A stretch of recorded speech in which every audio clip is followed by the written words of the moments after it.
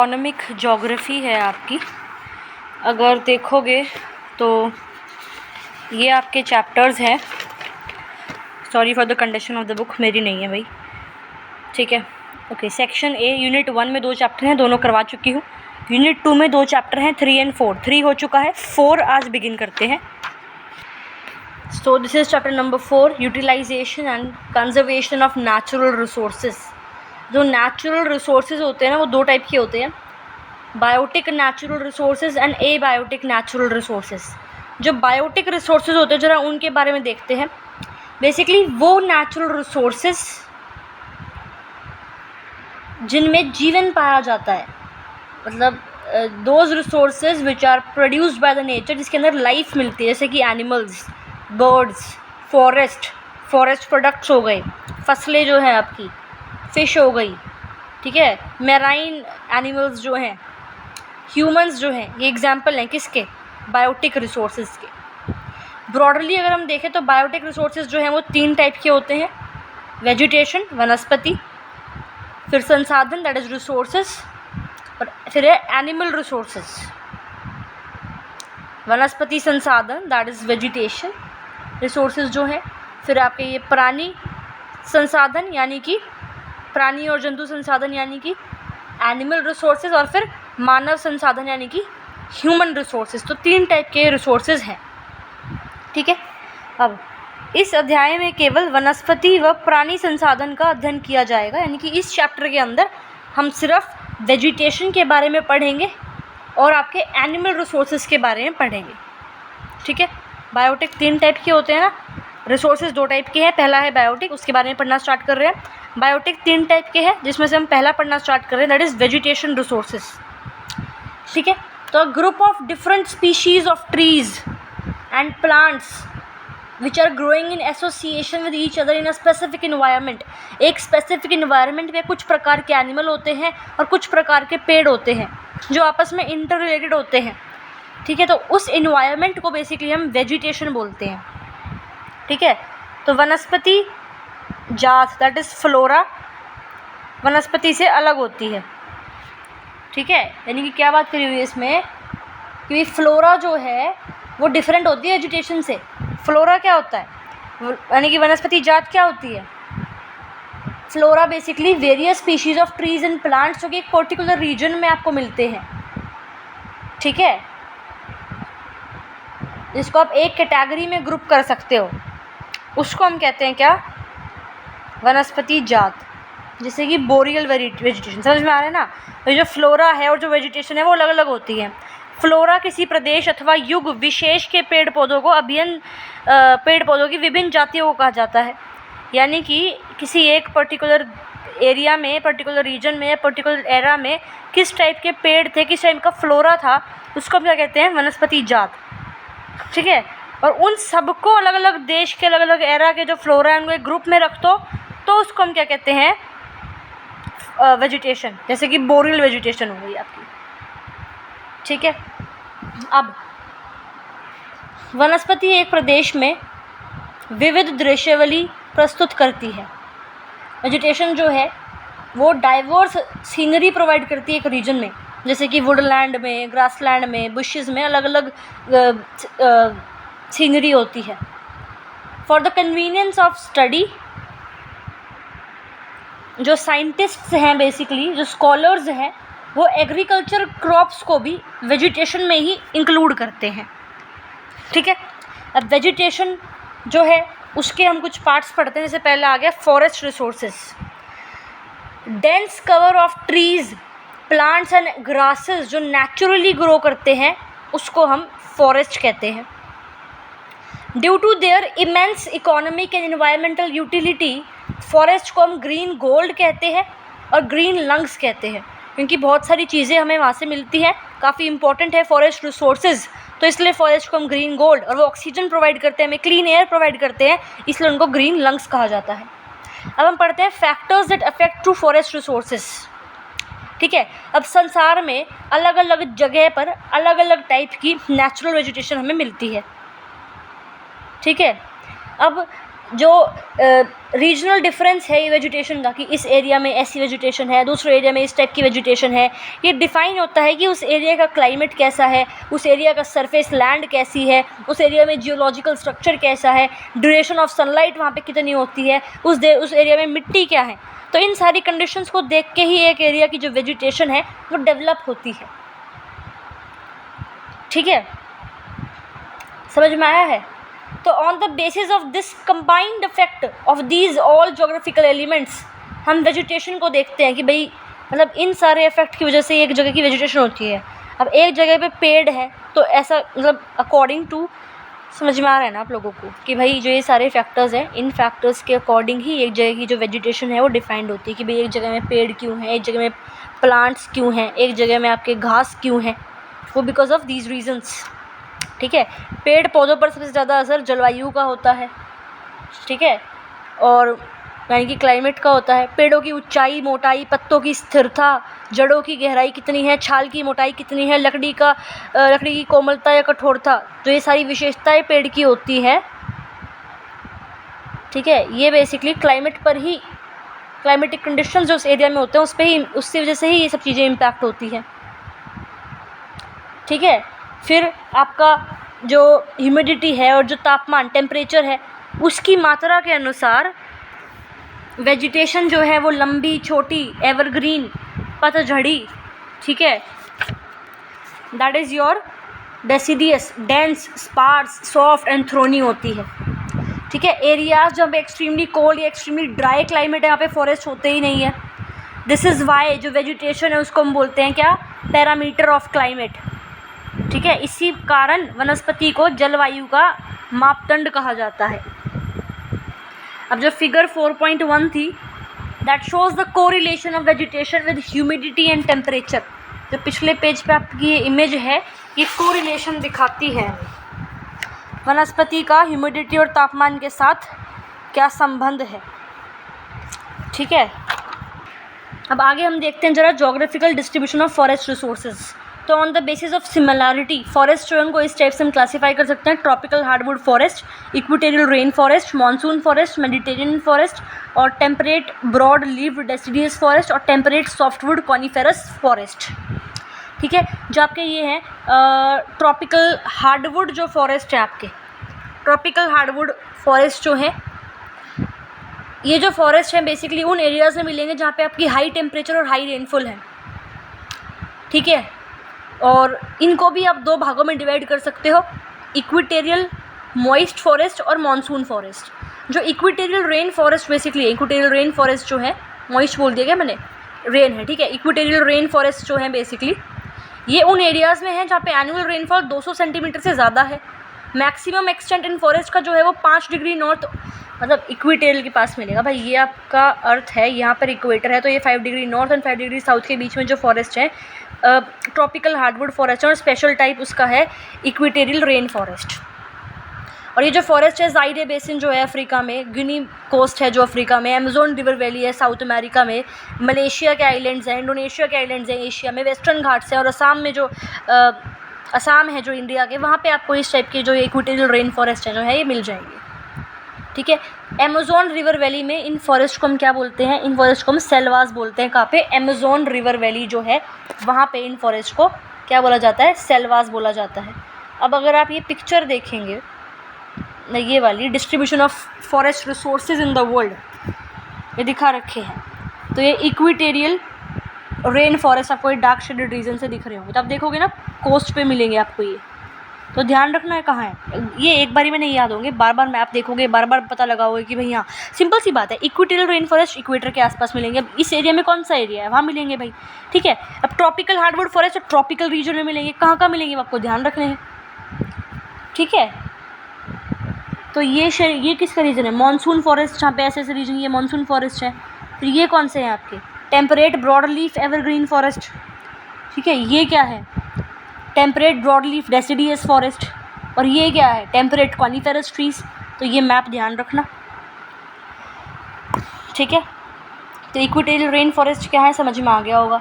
फिर नेक्स्ट कौन से हैं, एक सेकेंड, नेक्स्ट आपके कौन से हैं वैसे, नेक्स्ट सेकेंड टाइप के आपके हैं मॉनसून फॉरेस्ट, चलो उसको हम आगे देखते हैं, पहले इसी के बारे में पढ़ते हैं, इक्वेटोरियल रेन फॉरेस्ट के बारे में ही देखते हैं पहले। तो हाई टेम्परेचर की वजह से और हाई रेनफॉल जो रहती है इन एरियाज़ में थ्रू आउट द ईयर, जो ये फॉरेस्ट हैं बहुत डेंस होते हैं। ऊपर से इनको देखोगे तो आपको नीचे की जो धरती है वो नहीं दिखाई पाएगी, क्योंकि कैनोपी जो है ये क्रिएट करते हैं, ठीक है। तो जो ये ग्रीन कवर है it breaks only when a river passes through a forest, यानी कि अगर जंगलों को आप ऊपर से देखोगे तो भाई पेड़ ही पेड़ दिखेंगे, बस वहाँ पे ही गैप नज़र आएगा जहाँ पे रिवर क्रॉस हो रही है फॉरेस्ट के बीच में से, या वहाँ पे गैप मिल जाएगा जहाँ पे इन फॉरेस्ट को क्लियर कर दिया गया है खेती करने के लिए, ठीक है। सिर्फ वहाँ पे आपको दिखेगा कि जहाँ पे forest have been cleared for cultivation, ठीक है, ओके। अब जैसे कैनोपी बनाती हैं ये बहुत डेंस फॉरेस्ट हैं, तो इनकी डेंसिटी की वजह से जो सनलाइट है वो ग्राउंड तक नहीं पहुँच पाती, तो जो एरिया है वो यूजुअली डार्क रहता है, ठीक है। अब जो यहाँ पे ट्रीज़ हैं भाई, ये ट्रीज़ हैं, नीचे लैंड पे तो कोई सनलाइट मिल नहीं रही, तो सनलाइट इन्हें चाहिए, सूर्य का प्रकाश इन्हें चाहिए, तो इनकी हाइट जो है वो बढ़ती रहती है। सूर्य का प्रकाश अधिक से अधिक प्राप्त करने की होड़ में जो वृक्ष हैं यहाँ पे वो आकाश की ओर लंबाई में बढ़ते जाते हैं, इससे इनके तने पतले रह जाते हैं और शाखाएं कम किंतु ऊंचाई पर जाकर फूटती हैं, ठीक है। समझ में आ रहा है क्या बात है। तो इसकी वजह से भाई जो इनकी ट्रंक्स हैं वो स्लेंडर हो जाती है, इनकी पतली रह जाती है, और जो ब्रांचेस है वो कम रहती हैं, और जो कम है वो डेवलप भी हाई ऑल्टीट्यूड पे होते हैं ना, बहुत लंबी लंबी ट्रंक मिलेगी, फिर ऊपर आपको ब्रांचेस दिखेंगी, बहुत लंबे लंबे पेड़ ये होते हैं आपके, ठीक है। अब ऊंचाई के हिसाब से इन वनों की 3 स्तर पाए जाते हैं, 3 लेवल मिलेंगे आपको according to the height in forest के। लंबे पेड़ 30 से 45 मीटर तक पहुंच जाते हैं, ये आपको इमेज दिख रही होगी, ठीक है। ये 10 मीटर, ये 20 मीटर, ये 60 मीटर, ये लिपटी हुई बेलें, ठीक है। वृक्षों की स्तरीय संरचना दिखा रखी है इसमें, आपको लेयर्ड स्ट्रक्चर ऑफ ट्रीज़ दिखा रखा है, ठीक है। तो ऑल द ट्रीज़ बेसिकली जो है यहाँ पे आपको कितने मिलेंगे, 30 से 35 मीटर तक ऊंचे दिखते हुए मिलेंगे। ऑल दो जो ग्रास है वो ग्राउंड पे नहीं मिलेगी ऑब्वियसली, जब भाई ग्राउंड तक सनलाइट ही नहीं आ रही तो भूतल पर घास तो नहीं उग पाती है। फिर भी पेड़ों के तनों से लिपटी सैकड़ों फुट लंबी अमरलताएं, दैट इज़ योर क्या कहते हैं उसको, क्या बोलेंगे अमरलताएं को इंग्लिश में, पैरासिटिक प्लांट्स तो हम इसको बोलेंगे, एक सेकेंड। तो बस समझ लो आप, सिंपल सी बात ये है कि भाई जब लैंड एरिया पे जो है घास नहीं है, फिर भी जो ये ट्रीज़ हैं, जैसे आपको दिख रही होंगी जो ट्रीज़ हैं उस पर लिपटी हुई हैं आपको बेलें दिख जाएंगी, रंग बिरंगे फूल से विचित्र पौधे और पैरासाइट्स जो हैं वो आपको दिख जाएंगे, जो इन पेड़ों की इस पे ट्रंक पे जो है लिपटे हुए आपको मिलेंगे, ठीक है। चौड़ी पत्तों वाले ये वन सदा हरे भरे दिखाई देते हैं, क्योंकि यहाँ विभिन्न जातियों के वृक्ष अलग अलग समय में पत्तियाँ गिराते हैं, ठीक है। अब एवरग्रीन फॉरेस्ट को हम लोग ये मानते हैं कि भाई उनकी पत्तियाँ गिरती ही नहीं है, बट ऐसा नहीं है। ये फॉरेस्ट जो है बहुत बड़ा है, तो मान लो एक टाइम पे सिर्फ इन पेड़ों ने पत्तियाँ गिराई, इन पे अभी पत्तियाँ हैं, जब इन पे पत्तियाँ आ गई तो इन पे पत्तियाँ हट गई, तो मतलब ओवरऑल देखा जाए तो ये जो फॉरेस्ट है ये आपको कैसे दिखता है, हरा भरा ही दिखता है, सदाबहार दिखता है, ठीक है। इसीलिए जो है ये हर समय से दिखता है कि भाई हर समय हरा भरा ही है, चौड़ी पत्ती होती है इन पेड़ों की, ठीक है। एग्जाम्पल कौन कौन से हो गए, मेगोनी ट्री हो गया, ठीक है, रोजवुड हो गया, एंड रबर ट्री हो गया, और ये आइवरी ट्री हो गया, आई गेस आइवरी बोलते हैं इसको, इबोनी ट्री बोलते हैं इसको, EBONY, इसको आबनूस के पेड़ को, ठीक है, इबोनी ट्री। अब जो है आपके ट्रीज़ हैं इक्वेटोरियल रेन फॉरेस्ट जो हैं ये आपके बहुत सारी प्रॉब्लम्स आती हैं इकोनॉमिक एक्सप्लॉइटेशन इन फॉरेस्ट में। रीज़न क्या है, अधिक गर्मी के कारण इन वनों में वृक्ष की लकड़ी कठोर होती है, पहली बात तो, ठीक है। एक ही जाति के वृक्ष एक ही स्थान पर अधिक संख्या में नहीं पाए जाते, ठीक है। प्रोफेसर है आपके एक ये, क्या नाम है, रेसल, इनके अनुसार इन वनों में 100 वर्ग गज में जितने प्रकार के वृक्ष पाए जाते हैं उतने प्रकार के वृक्ष कनाडा के वन प्रदेशों में 1000 वर्ग मील में पाए जाते हैं। यानी कि जहाँ पर आपको ये इक्वेटोरियल रेन फॉरेस्ट मिलेंगे ना, उसके 1000 वर्ग गज का जो एरिया है आपका, उसके अंदर इतने प्रकार के पेड़ मिल जाएंगे जितने कनाडा के वन प्रदेशों में 100 वर्ग मील में पाए जाते हैं। मतलब 100 गज में इतने पेड़ मिल जाएंगे यहाँ पे, इतनी वैरायटी के, जो कनाडा में 100 मील में मिलेंगे आपको इतनी वैरायटी के पेड़। ये उन्होंने बात बोली है।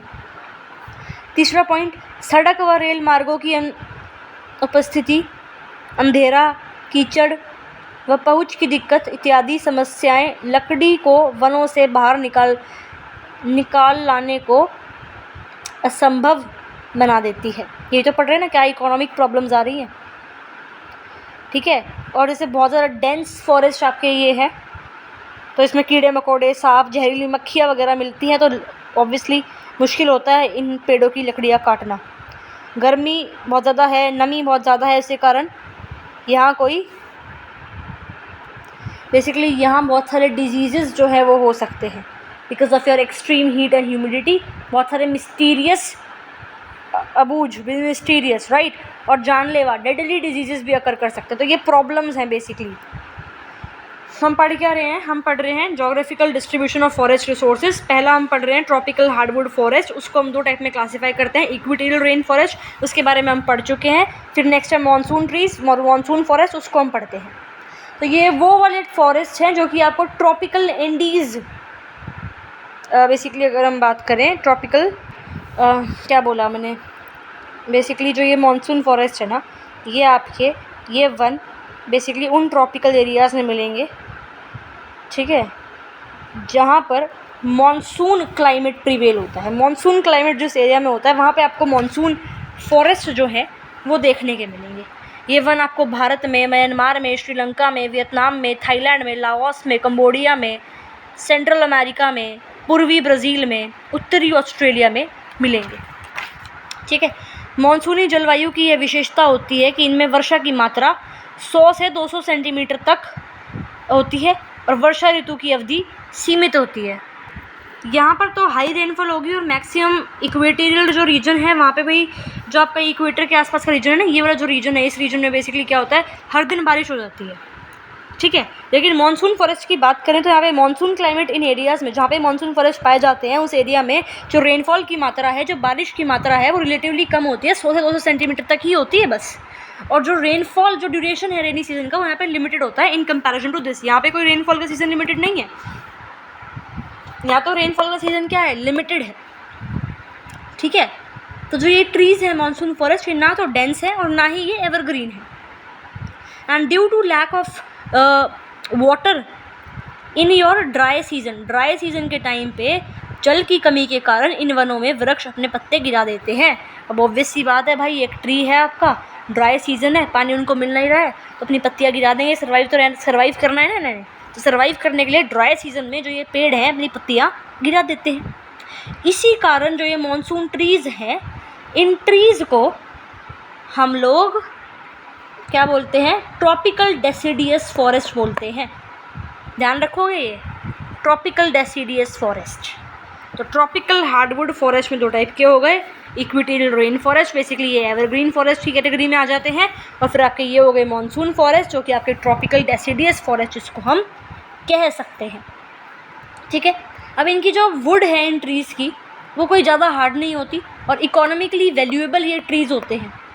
रिच पॉपुलेशन जो है इन मॉनसून रीजन में रहती है, तो ह्यूज डिमांड होती है वुड की इन एरियाज़ में, मॉनसून रीजन्स में।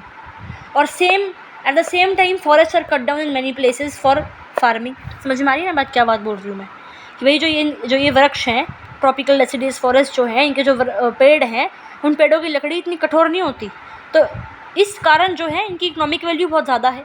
और जो मॉनसून रीजन्स है, मॉनसूनी प्रदेश जो है, वहाँ पे लोग बहुत ज़्यादा रहते हैं, तो लकड़ी की मांग भी बहुत ज़्यादा है, पॉपुलेशन ज़्यादा है तो लकड़ी की मांग ज़्यादा है। और इन एरियाज़ में, मॉनसूनी प्रदेशों में, जो खेती के लिए जो है बेसिकली पेड़ों को काटा भी जाता है, ठीक है। और अब जो ट्रॉपिकल डेसिडियस फॉरेस्ट है, मॉनसून फॉरेस्ट है, उनके एग्जाम्पल अगर हम देखें तो कौन कौन से हैं, साल हो गया,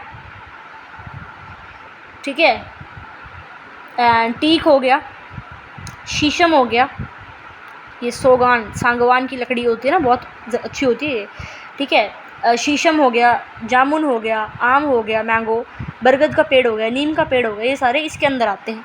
तो अधिक वर्षा वाले मॉनसूनी प्रदेशों में मैगोनी, रबड़, बांस, बेंत, सिनकोना, अबनूस, दैट इज़ इबोनी, आबनूस, ठीक है, ये पेड़ मिल जाते हैं। तो हम जोग्राफिकल डिस्ट्रीब्यूशन ऑफ फॉरेस्ट पढ़ रहे थे, उसमें अपने ट्रॉपिकल हार्डवुड फॉरेस्ट के बारे में पढ़ लिया। अब हम पढ़ते हैं क्या, बेसिकली अब हम पढ़ेंगे भूमध्य सागरीय वन, ये पढ़ेंगे अब हम। तो ये हमने पढ़ लिया, इसके दोनों टाइप हमने पढ़ लिए। दूसरा हम ये पढ़ रहे हैं, हम कौन से, मेडिटेरेनियन फॉरेस्ट। तो मेडिटेरेनियन फॉरेस्ट दैट इज़ भूमध्य सागरीय वन। तो ये जो फॉरेस्ट हैं इनको हम ड्राई एवरग्रीन फॉरेस्ट भी बोलते हैं, इनकी ब्रॉड लीव्स है ऑफ टेम्परेट हार्डवुड। तो इन वनों को हम क्या बोलते हैं, बेसिकली ड्राई एवरग्रीन फॉरेस्ट, ठीक है, विद चौड़ी पत्ती के होते हैं ये, ब्रॉड लीफ। तो इसे क्या बोलते हैं, ड्राई एवरग्रीन फॉरेस्ट बोलते हैं ऑफ टेम्परेट हार्डवुड। तो जो फॉरेस्ट हैं ये आपको वेस्टर्न पार्ट में मिलेंगे ऑफ द कॉन्टिनेंट्स। कॉन्टिनेंट जो है, जितने भी कॉन्टिनेंट आपको मिलेंगे उसके वेस्टर्न पार्ट पे आपको मेडिटेरेनियन फॉरेस्ट मिलेंगे, ठीक है। Between 30 to 40 degree latitude in the northern hemisphere and between 40 latitude to the far south in southern hemisphere. जो फॉरेस्ट इनको मेडिटेरियन फॉरेस्ट इसलिए बोलते हैं because they are found mostly in the coastal areas of Mediterranean sea. मेडिटेरेनियन सी के coastal areas में आपको बेसिकली ये मिलेंगे। करेक्टरिस्टिक क्या है मेडिटेरेनियन फॉरेस्ट की, मेडिटेरेनियन क्लाइमेट की करेक्टरिस्टिक ये है कि इन फॉरेस्ट में बेसिकली समर जो है वो लॉन्ग है, ठीक है, जो समर्स हैं वो लॉन्ग है और कैसी है, ड्राई है।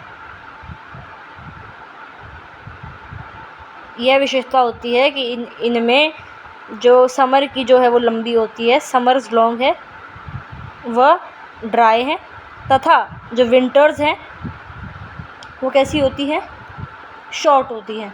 ह्यूमिडिटी होती है विंटर्स में, यहाँ पे जो लीव्स हैं वो ट्रीज़ पे ही रहती है। And to avoid the dryness of summer, trees जो हैं they have adapted themselves to the environment and developed many specialities. जो रूट्स हैं इन ट्रीज़ की वो थिक होती है, ठीक है।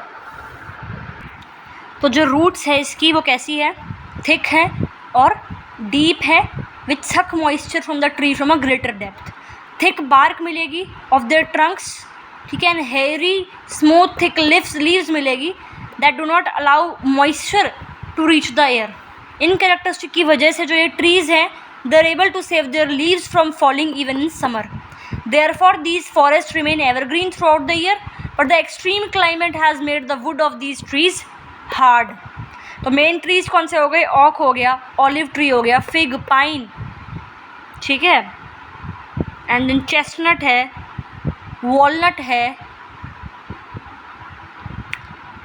यूकेलिप्टस है, साइप्रस है। तो due to the abundance of sunlight many juicy fruits are also found in these areas, जैसे कि ग्रेप्स हैं, ठीक है, अंगूर, नींबू है, लेमन, ठीक है, फिर आपका नारंगी है, ऑरेंज, अनार, पोमेग्रेनेट, नाशपाती, पियर, शहतूत, मलबरी, ये सब यहाँ पे आपको मिलेंगे, ठीक है। उसके बाद आपके ये दो टाइप ऑफ फॉरेस्ट और रहते हैं, जो कि है temperate broad leave deciduous forest और टेम्परेट सॉफ्टवुड कॉनिफेरस ट्रीज़। इसको हम नेक्स्ट वीडियो में देखेंगे।